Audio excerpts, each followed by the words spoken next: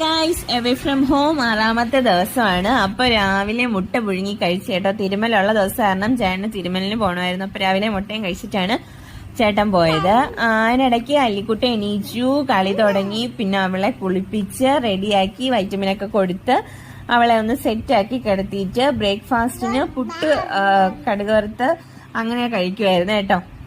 അപ്പൊ അങ്ങനെ ബ്രേക്ക്ഫാസ്റ്റ് ഒക്കെ സെറ്റ് ചെയ്തു. അത് കഴിഞ്ഞിട്ട് ഞാൻ ലഞ്ചിന്റെ ഒരുക്കത്തിലേട്ടൊക്കെ അങ്ങ് പോയി.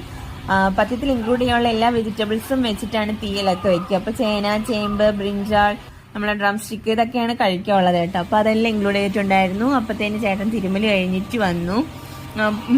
ഈ ഒരു അവസ്ഥയാണ്. അത് കാരണമാണ് വീഡിയോസിലൊന്നും ചേട്ടൻ വരാത്ത കേട്ടോ. പിന്നെ സിനിമ കണ്ടുകൊണ്ട് ചേട്ടൻ കഴിച്ചു. പിന്നെ ഉച്ചയ്ക്ക് ചോറും തീയലും നത്തോലി ഉണക്കമീൻ്റെ തന്നെ ഇടിച്ചമ്മന്തിയൊക്കെ ഉണ്ടായിരുന്നു.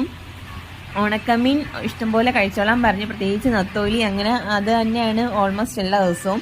അങ്ങനെ നല്ല തീയലൊക്കെ ഉണ്ടായിരുന്നു കേട്ടോ. അങ്ങനെ കുശാലായിട്ട് ഉച്ചയ്ക്ക് ഫുഡൊക്കെ കഴിച്ചു. പിന്നെ ഞങ്ങളുടെ അല്ലിക്കുട്ടൻ്റെ 6ാം മാസം തികയുന്ന ദിവസമായിരുന്നു. ഫോട്ടോഷൂട്ടൊക്കെ നടത്തണമെന്ന് പറഞ്ഞിരുന്നിട്ട് പിന്നെ ഞങ്ങളുടെ ഇങ്ങനത്തെ ഒരു കണ്ടീഷൻ ആയത് കാരണം അപ്പോൾ കയ്യിൽ അവൈലബിൾ ആയിട്ടുണ്ടായിരുന്ന സാമ്പാർ പരിപ്പാണ് കേട്ടോ അത്.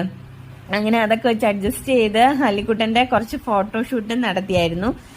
അല്ലിക്കുട്ടൻ്റെ ഫോട്ടോഷൂട്ടിൻ്റെ വീഡിയോയും ഫോട്ടോസും ഞാനൊരു കുഞ്ഞു ഷോർട്സ് ആക്കി ഇട്ടിട്ടുണ്ട് കേട്ടോ. എല്ലാവരും ജസ്റ്റ് ഒന്ന് കയറി കണ്ടു നോക്കുക, ലൈക്ക് ചെയ്യണം, സപ്പോർട്ട് ചെയ്യണം കേട്ടോ.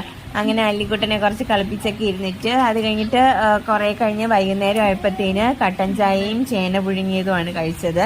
അതിൻ്റെ കൂടെ മുളക് പൊടിയും ഉപ്പും ഇച്ചിരി വെളിച്ചെണ്ണ ഒഴിച്ചൊരു കുഞ്ഞു ചമ്മന്തി ഉണ്ടാക്കി അങ്ങനെ അതും കഴിച്ചു കേട്ടോ. നല്ല കിഴങ്ങായിരുന്നു.